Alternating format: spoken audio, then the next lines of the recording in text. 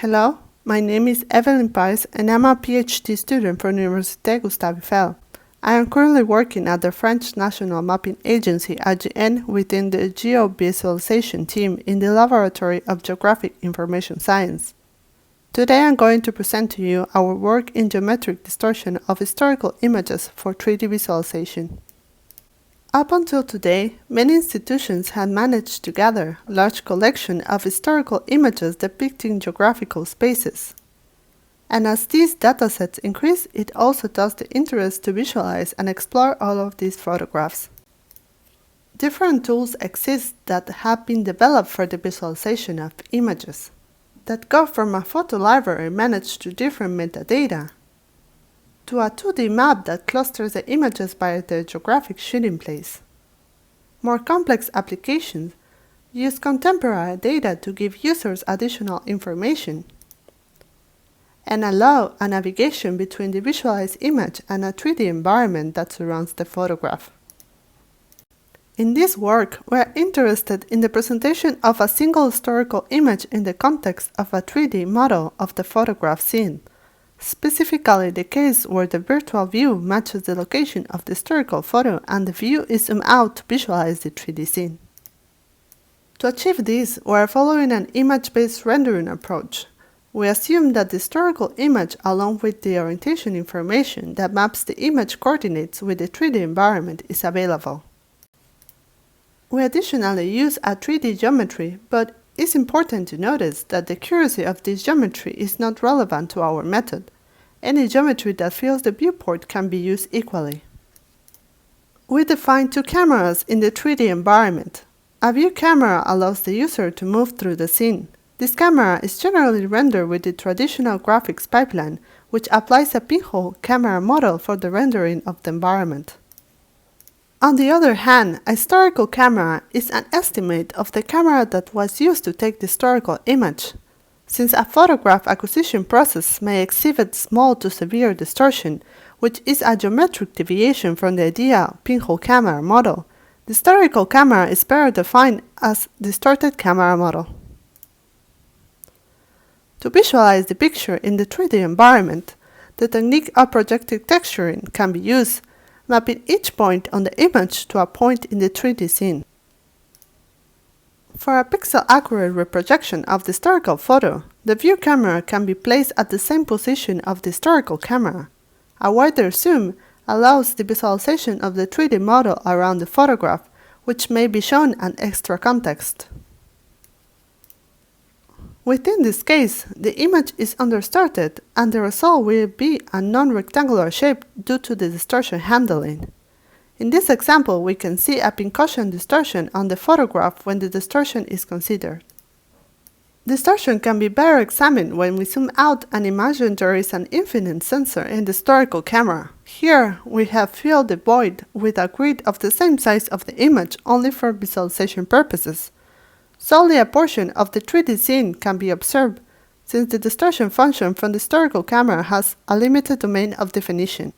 Our purpose is to use the distortion information of the historical camera to distort the view of the 3D scene instead of undistorting the historical image. This will allow users to visualize an unaltered rectangular shape of the historical image instead of the normally distorted variant. If we take a look at our distortion model definition, for a given pixel point P on a picture, its distortion can be seen as the geometric deviation between its actual coordinates and the ideal coordinates. In the case of moderate distortion, the simplest and most used distortion model is arguably the radial distortion model, which is the one we have considered. It is an inward or outward displacement along a radial direction from the distortion center. It can be expressed by a polynomial series.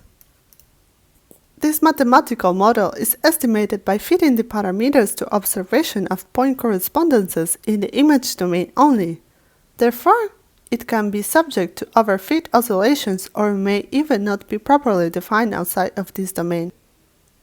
To allow the user to observe some context of the 3D scene around the historical image, the view camera needs to be zoomed out. Thus, the distortion of the view camera needs to extend to points outside of the image domain where the distortion model has not been fit to any observations, therefore it may present artifacts.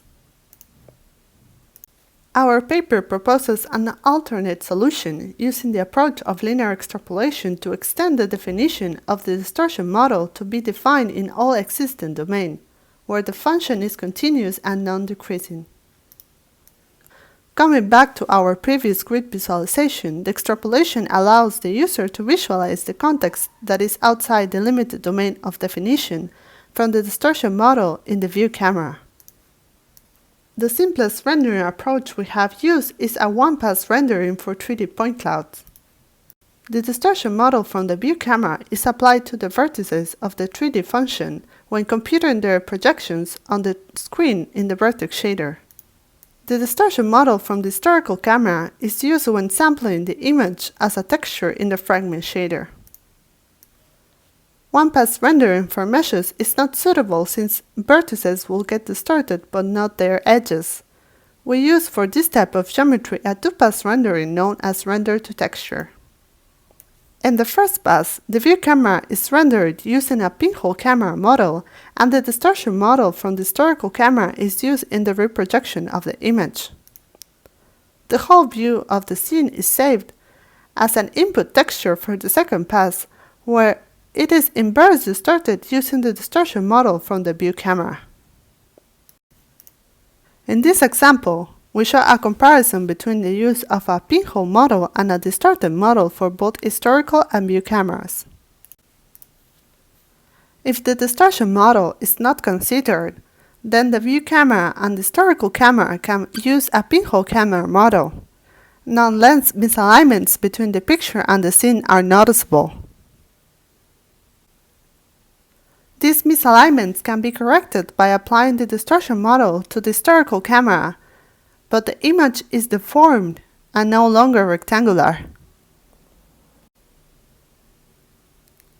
Our method uses the distorted model from both view and historical cameras.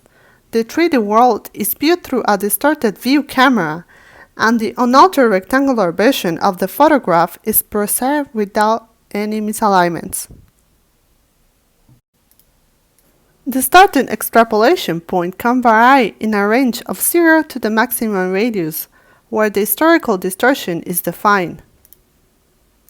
Based on our experience with the tested datasets, the case where the extrapolation radius is the same as the image radius is the best configuration for the visualization of a specific image. It allows the correction of distortion without any overfit. For the interpolation of one image to the other, the extrapolation radius can be reduced to 0 for the view camera to have a pinhole camera model and avoid the user to notice the distortion view during the movement of the camera.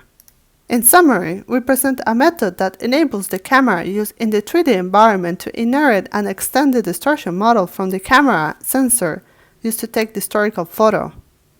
Therefore, this method provides a formal procedure for achieving a 3D visualization of historical images that present geometric distortion on scenes composed of triangular meshes and/or point clouds. Our main contribution is the definition of the extended distortion model for the view camera, the proposition of the use of two different rendering techniques, and the change of extrapolation radius are side contributions.